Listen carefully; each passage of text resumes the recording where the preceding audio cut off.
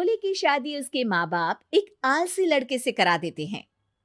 चलो, रोली की शादी हुई और हमने गंगा नहाई। और क्या, बेटियां तो होती ही हैं बोझ। हाँ, पर अब क्या चिंता, उतार तो दिया बोझ तुमने, अब वो लोग समझे। ससुराल में रोली का पति कहता है, देखो, मैं कोई काम नहीं करता, ये बात तुम्हारे मम्मी पापा को बता दी थी मैंने।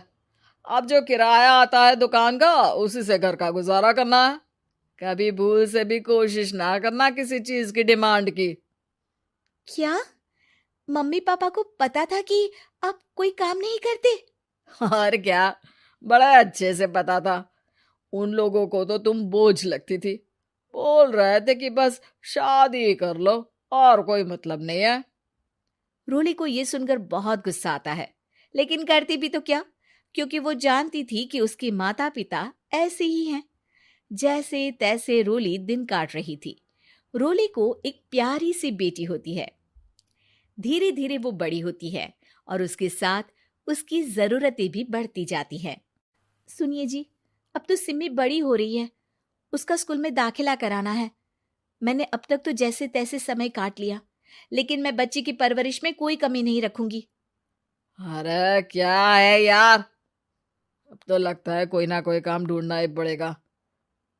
अब पति रोज काम की तलाश में जाता और बिना किसी काम के वापस आ जाता। रोली समझ जाती है कि पति के अंदर अब काम करने की क्षमता नहीं है। वो बेटी को उच्च शिक्षा देने के लिए कुछ करना चाहती थी, लेकिन करती तो क्या करती। एक दिन रोली की सहेली कहती है, रोली, मेरी कोई औलाद नहीं है। अगर तू मेरी औलाद को जन्म दे तो मैं तुझे तेरे मुंह मांगे पैसे दूंगी। अरे, तेरी औलाद को मैं कैसे जन्म दे सकती हूँ? सरोगेसी से। बच्चा मेरा और वैभव का ही होगा, लेकिन कोख तेरी होगी। ये संभव है रोली।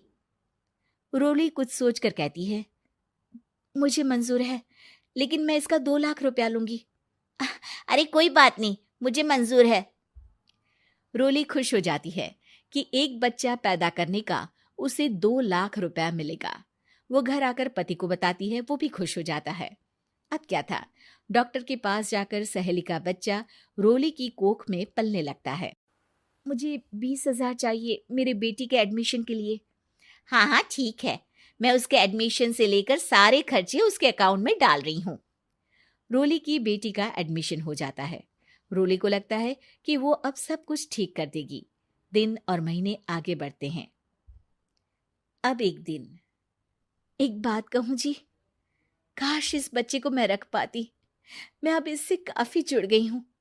अरे यार, पता नहीं किसका बच्चा है, अपने पास है ना अपनी मुन्नी। हाँ, लेकिन अब मैं भी इस बच्चे से जुड़ाव फील करने लगी हूँ। लेकिन मैं ये जानती हूँ कि ये मेरा बच्चा नहीं है। दोनों की जिंदगी ठीक चल रही थी, लेकिन कहते ना कि सुख का पल ज्यादा लंबा नहीं होता। एक दिन रोली की सहेली का फोन आता है। रोली, मुझे अब ये बच्चा नहीं चाहिए, मैं अपने पति को छोड़ रही हूँ। अरे लेकिन मुझे पैसों की जरूरत है, बच्चा तुम्हारा है, मैं क्या करूंगी? सहेली बिना कुछ बोले फोन काट देती है, फोन स्विच ऑफ कर देती है। लेकिन रोली के जीवन का तूफान यहीं नहीं रुकता। रोली, मैं इतना भार नहीं उठा सकता। आज पढ़ाई का पैसा मांग रही हो, कल को शादी, कॉलेज और पता नहीं क्या क्या। मैं तुम्हें छोड़ रहा हूँ, अपनी बच्ची उठाओ और निकलो इस घर से। अरे पर मैं कर तो रही हूं ना बच्चे के लिए काम, आप आराम से रहिए ना। क्या काम कर रही हो, देख रहा हूं मैं। ये छोटा शहर है, यहाँ लोगों को बात बनाते वक्त नहीं लगता। तो मैं क्या करूं? ज्यादा पढ़ी लिखी नहीं हूं, कैसे घर के खर्चे चलाऊं? और आप तो काम करना ही नहीं चाहते। हाँ, ना चाहता हूं और ना ही करूंगा। रोली को पति की बात पर काफी गुस्सा आ जाता है। ठीक है, अगर मेरे जीवन में संघर्ष ही लिखा है तो वही सही। इस वक्त पति होने के नाते आपको मेरा साथ देना चाहिए था, लेकिन नहीं, आपने तो इस हाल में मुझे घर से बाहर निकालने की बात कह डाली। देखो, ये सारी फालतू की बातों के लिए वक्त नहीं है मेरे पास। रोली, जिसकी कोख में किसी और का बच्चा था और साथ छोटी सी बेटी, पति का घर छोड़कर रास्ते पर आ जाती है। रोली के पास मायके के सिवा दूसरा कोई रास्ता नहीं होता। अरे रोली कैसी है? कितने दिनों के लिए आई है? हमेशा के लिए माँ। वो माँ को सारी बात बता देती है। ओए लड़की, इतनी हिम्मत का काम कर लिया। अरे ना ना, यहाँ कोई जगह नहीं है। तुम तो अपना बोरिया बिस्तर उठाओ और निकलो यहाँ से। रोली के पास अब मायके का रास्ता भी नहीं बचता। वो चुपचाप बच्ची को लेकर जा रही थी कि उसे दर्द होता है और वो डॉक्टर के पास चली जाती है। और फिर वहां वो एक प्यारे से बेटे को जन्म देती है। कितना प्यारा है। कितने अभागे हैं इसके माँ बाप जो इसके पैदा होने पर भी नहीं है। तभी वहां डॉक्टर आ जाती है। रोली, बच्चे के पिता तुमसे मिलना चाहते हैं। आपका बहुत बहुत शुक्रिया। मैं इस बच्चे को पालूंगा। भले ही इसकी माँ ने इसे छोड़ दिया हो, पर मैं अपनी जिम्मेदारी निभाऊंगा।